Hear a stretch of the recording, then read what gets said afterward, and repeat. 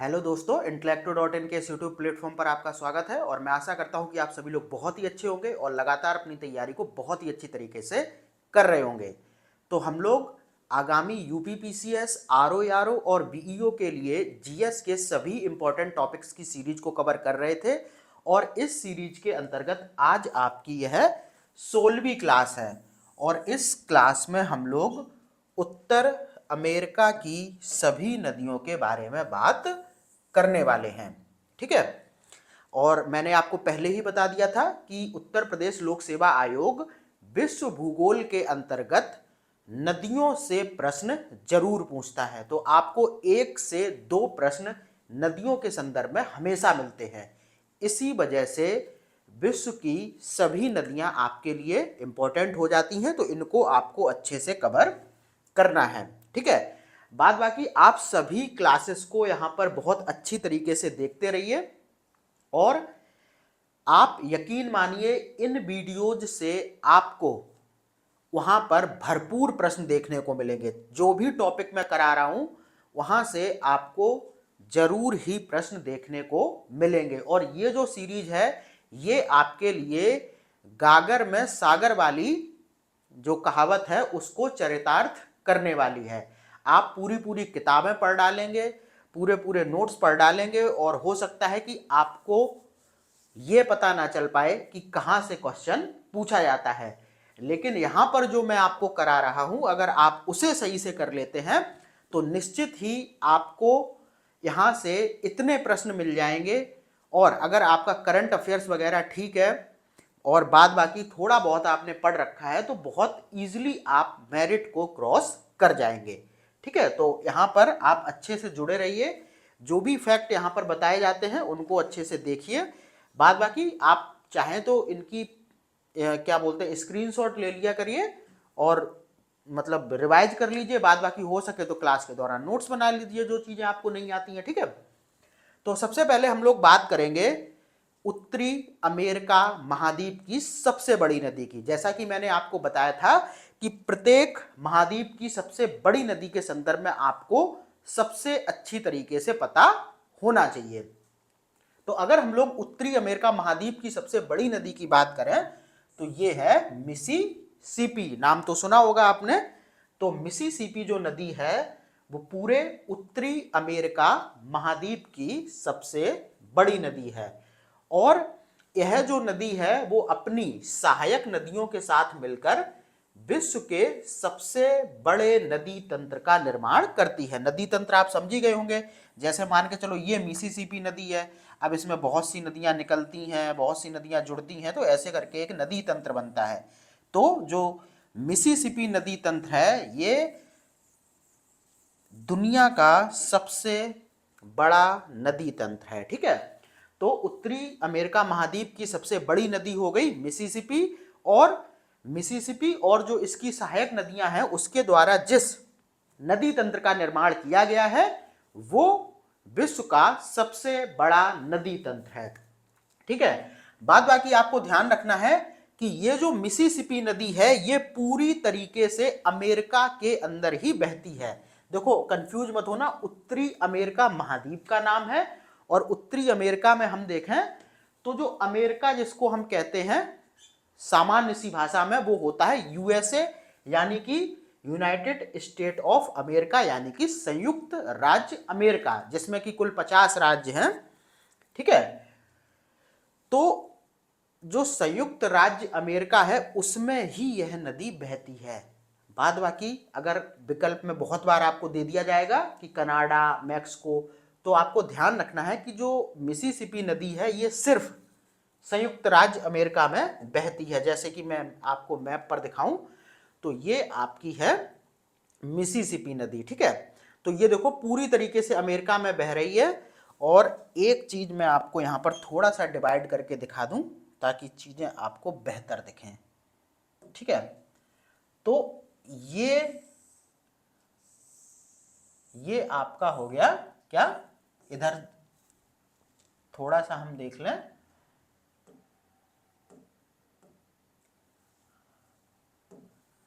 तो ये जो रेखा है इसके ऊपर है कनाडा, फिर आपका ये जो दिख रहा है इतना हो गया आपका यूएसए, और यहां से अगर हम इसको कर दें तो ये हो गया मैक्सिको।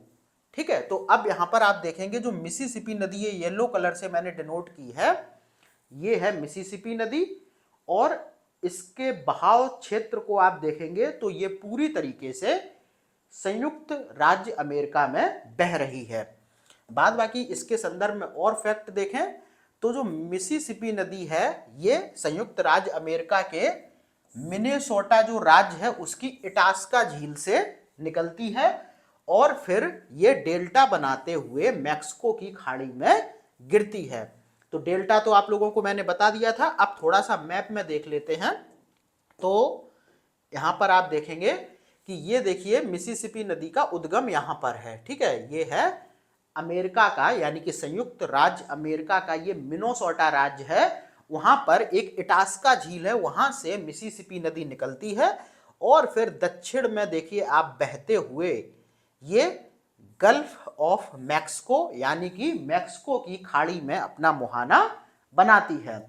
बाद बाकी मिसिसिपी नदी डेल्टा का निर्माण करती है, और कैसे डेल्टा का निर्माण करती है, तो ये करती है पक्षी के पंजे के आकार का डेल्टा, यानी कि कुछ ऐसा। ड्राइंग मुझे बहुत ज्यादा नहीं आती है, लेकिन कुछ ऐसा डेल्टा का निर्माण ये करती है। जैसा कि मैंने आपको बताया भी था कि जब नदियां अपने मुहाने पर पहुंचती हैं तो उनका ढाल बहुत मंद हो जाता है, और फिर क्या होता है, वो नदियां जो एक धारा में तेजी से बह रही होती हैं वो तितर बितर हो जाती हैं, और फिर डेल्टा का निर्माण होता है। तो जो मिसिसिपी नदी के द्वारा बनाया गया डेल्टा है वो कुछ पक्षी के पंजे के आकार का डेल्टा है, और इसीलिए मिसिसिपी नदी का जो डेल्टा है वो प्रसिद्ध है। और क्वेश्चन आप यूपीपीसीएस, आरओआरओ, बीईओ या फिर जितने भी टीचर वाले जो गवर्नमेंट टीचिंग एग्जाम्स होते हैं यूपीपीसीएस के द्वारा, उनमें ये चीज बहुत बार पूछी जा चुकी है कि कौन सी नदी अपने पक्षी के पंजे के आकार के डेल्टा के लिए प्रसिद्ध है, तो ये है मिसिसिपी नदी।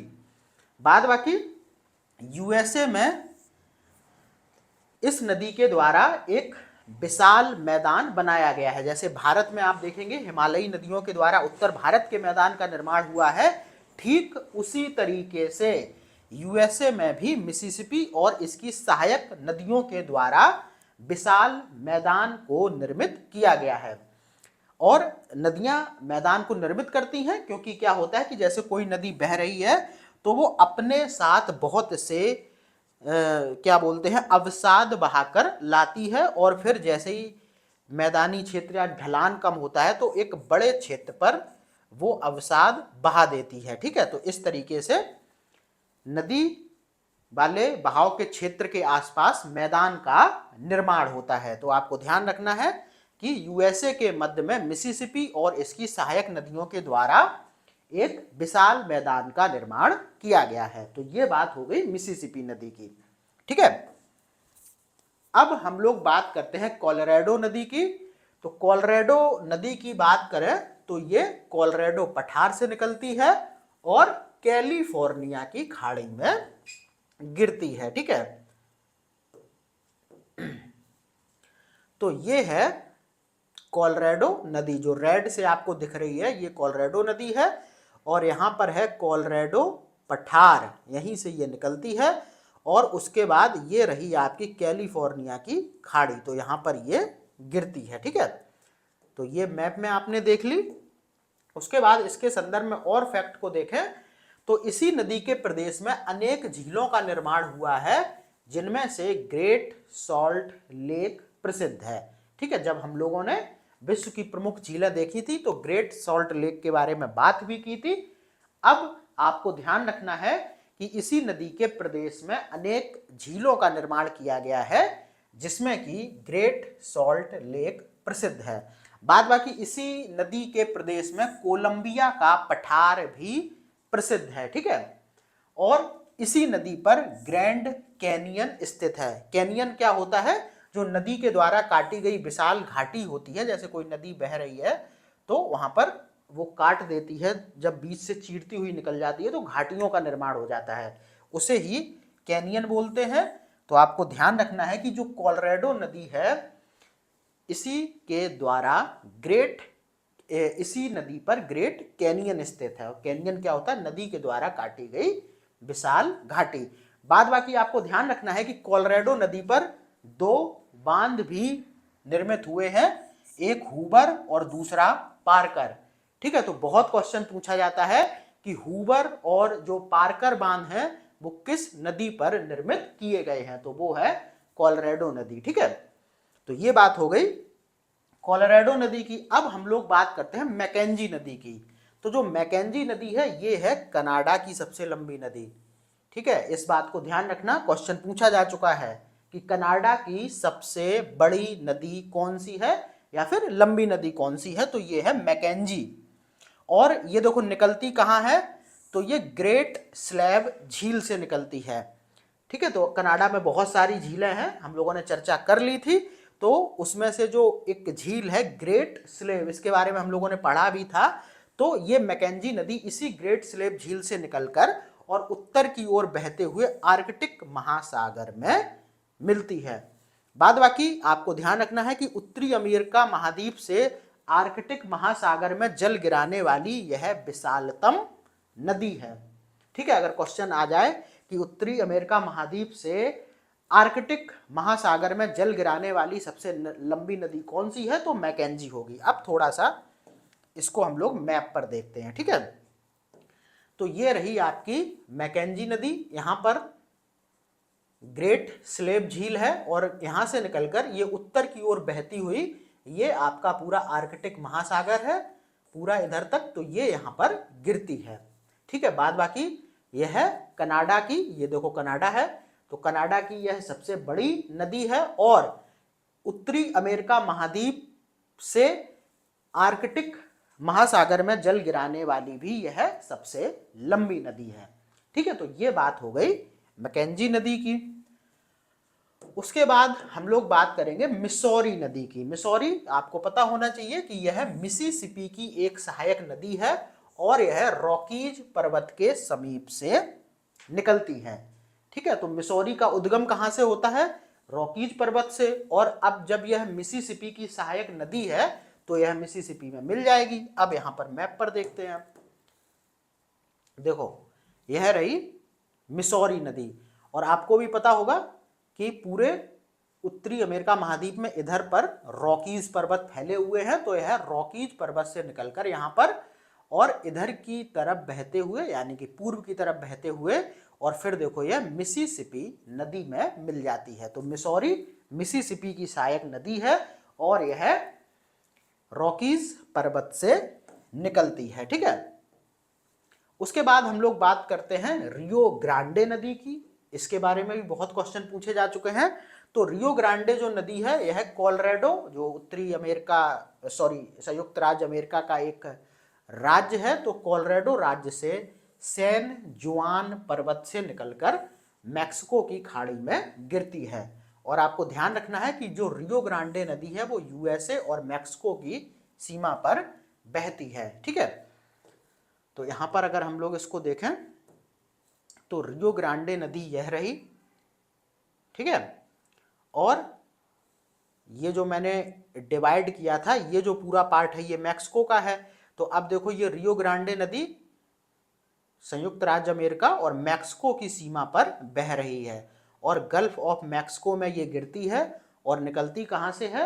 निकलती है संयुक्त राज्य अमेरिका के कोलोराडो राज्य से। ठीक है, और ये ध्यान रखना कि ये जो रियो ग्रांडे नदी है, रियो ग्रांडे जो नदी है यह संयुक्त राज्य अमेरिका और मैक्सिको की सीमा पर बह रही है। ठीक है, तो ये हो गई आपकी। उसके बाद यहां पर अगली नदी जो है वो है सेंट लॉरेंस।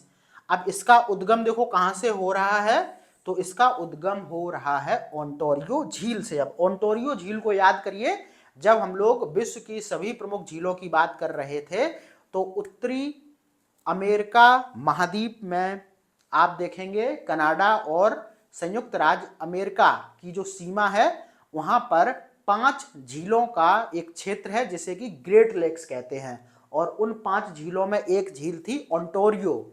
ठीक है, तो इस उसी ओंटारियो झील से इस सेंट लॉरेंस नदी का उद्गम होता है, और फिर यह मुहाना कहां पर बनाती है, अटलांटिक महासागर में। बाद बाकी ये भी ध्यान रखना कि सेंट लॉरेंस जो नदी है वो यूएसए व कनाडा दोनों में बहती है। अब थोड़ा सा मैप पर अगर हम लोग इसको देखें तो सेंट लॉरेंस नदी देखो ये रही, ठीक है। तो यहां से आप देखेंगे तो ये पूरा ग्रेट लेक्स का क्षेत्र है, जहां पर कि ये पूरा ग्रेट लेक्स का क्षेत्र है, ग्रेट लेक्स। और यहीं पर ये देखो ओंटारियो झील है, ओंटारियो झील से सेंट लॉरेंस नदी निकलती है और अटलांटिक महासागर में गिरती है। बाद बाकी ये जो नदी है ये देखो आप देखेंगे तो उत्तरी अमेरिका क्या बोलते हैं, संयुक्त राज्य अमेरिका में भी बह रही है, और इधर ये कनाडा में भी बहती है।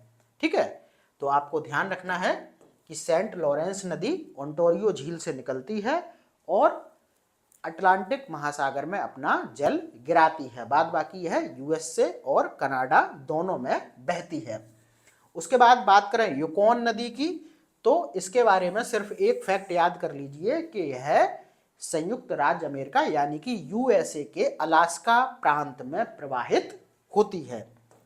ठीक है, अब कुछ और छोटी छोटी नदियां देखें तो यहां पर हम लोग देखेंगे ये हडसन नदी है जो कि आपलेशियन पर्वत क्षेत्र में बहती है, और इसके बारे में प्रमुख फैक्ट ये है कि जो न्यूयॉर्क है वो हडसन नदी के किनारे स्थित है।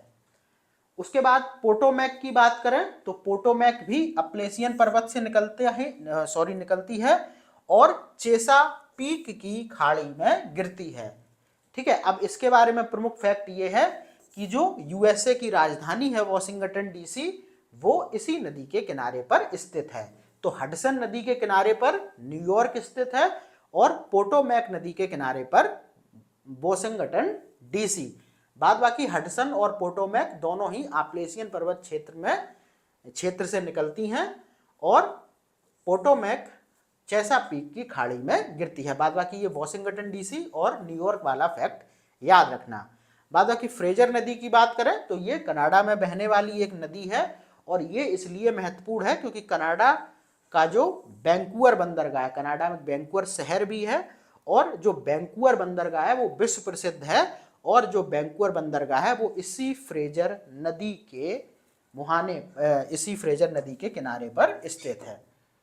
ठीक है, फ्रेजर आप देखेंगे तो ये जो ग्रीन ग्रीन है ये फ्रेजर नदी है, और ये पूरी तरीके से कनाडा में बहती है, और वैंकूवर बंदरगाह इसी नदी के किनारे पर स्थित है।